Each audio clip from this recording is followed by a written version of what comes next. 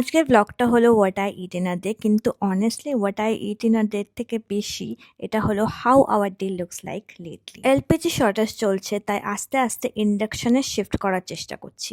আর আমার কফিটা ট্রাভেলের নেসক্যাফে স্যাশেগুলো পড়েছিল, ওইগুলো নষ্ট হওয়ার আগেই আমি সব শেষ করে দিচ্ছি। বেঙ্গলি মিডল ক্লাস হ্যাবিটস, কিছু ফেলা যাবে না। কফিটা বানিয়ে নিলাম আর তারপর একটা ছোট্ট আনবক্সিংও করে নিলাম। সামার আসছে, তাই আমি কিছু কটন সেট নিয়েছি, যা অ্যাকচুয়ালি হোমওয়্যার হলেও আমি বাইরে পরার জন্যই নেব। একদম light Vrijji pure cotton type.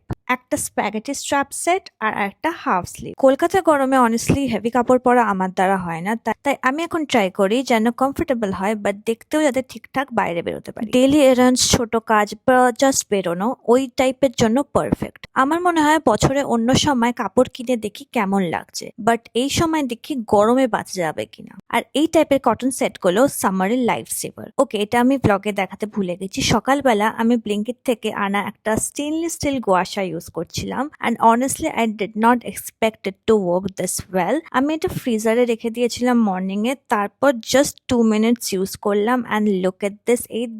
এই সাইডটা পুরো পাফি, ঘুম থেকে ওঠার ফেস, আর এই সাইডটা অলরেডি স্ন্যাচড লাগছে। আর এইগুলো দেখো, বারান্দার লিলিগুলো একদম একসাথে ফুটেছে। প্রতি বছর ফোটে, বাট জানি না কেন যখনই ফুল ফোটে তখন আমি এখানে এসে দাঁড়িয়ে দেখি। বাইরে এত ঝড়, এত হাওয়া, এত ঠান্ডা, কলকাতাটা একদম আলাদা হয়ে গেছে। কিন্তু ফুলগুলো নিজের টাইমে ঠিক ফুটে। আমরাই সবকিছু নিয়ে ওভার থিঙ্ক করি, ফুলগুলো চুপচাপ নিজের কাজ করে যায়। এই ঠান্ডার জন্য মার আর্থারাইটিসটা আবার বেড়ে গেছে। সাইক্লোনের পর থেকে হাওয়াতে এত ঠান্ডা হয়ে গেছে কলকাতা যে জয়েন্ট পেন আবার স্টার্ট হয়ে গেছে। তাই আবার যোগা স্টার্ট করেছে। প্রতিদিন না করলে বডিটা স্টিফ হয়ে যায়। আগে ছোটবেলায় মনে হতো যোগা এক্সারসাইজ সব বোরিং জিনিস, আর এখন বুঝি বডিটা ঠিক থাকাই হলো একটা বড় জিনিস।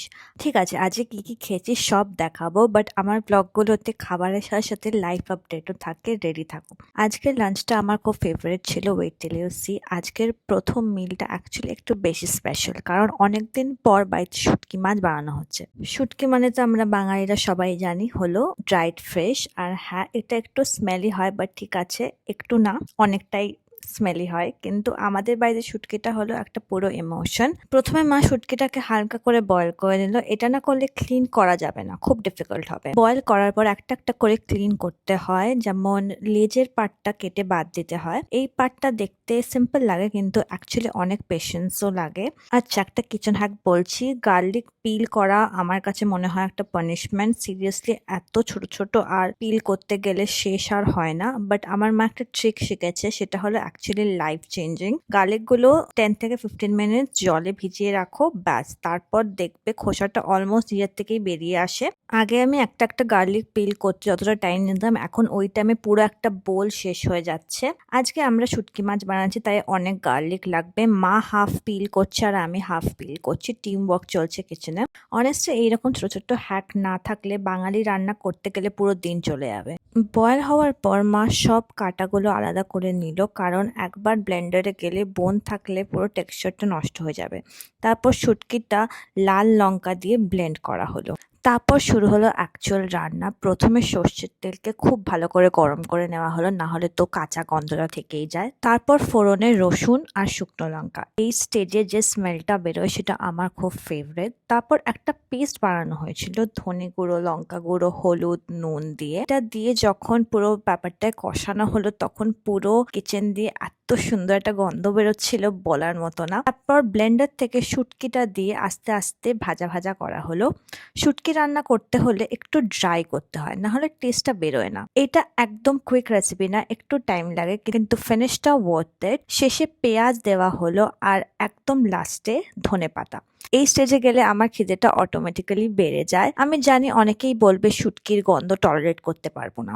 অনেস্টলি আমিও ছোটবেলায় পারতাম না, কিন্তু আস্তে আস্তে বাড়ির খাবার খেতে খেতে টেস্টটা ডেভেলপ হয়ে গেছে। এখন শুটকি হলে আমি ফার্স্টে প্লেট নিয়ে রেডি। আমি লেটলি একটা জিনিস ফলো করছি, আমি সকালে ওঠার পর ডাইরেক্ট ব্রেকফাস্ট করি না। আমার ফার্স্ট মিল হয় অ্যারাউন্ড 12:30। স্ট্রিক্ট ইন্টারমিটেন্ট ফাস্টিং না, বাট আমার বডিতে এটা বেটার লাগে। সকালে কফি খেয়ে থাকি, তারপর কাজ করি, এডিট করি, একটু ঘোরাঘুরি করে, তারপর লাঞ্চের সময় খিদেটা ঠিক করে লাগে। আর অনেস্টলি বলতে, যখন দেরি করে খাই তখন আমি ট্রাই করি ফার্স্টে একটু লাইট কিছু নিতে।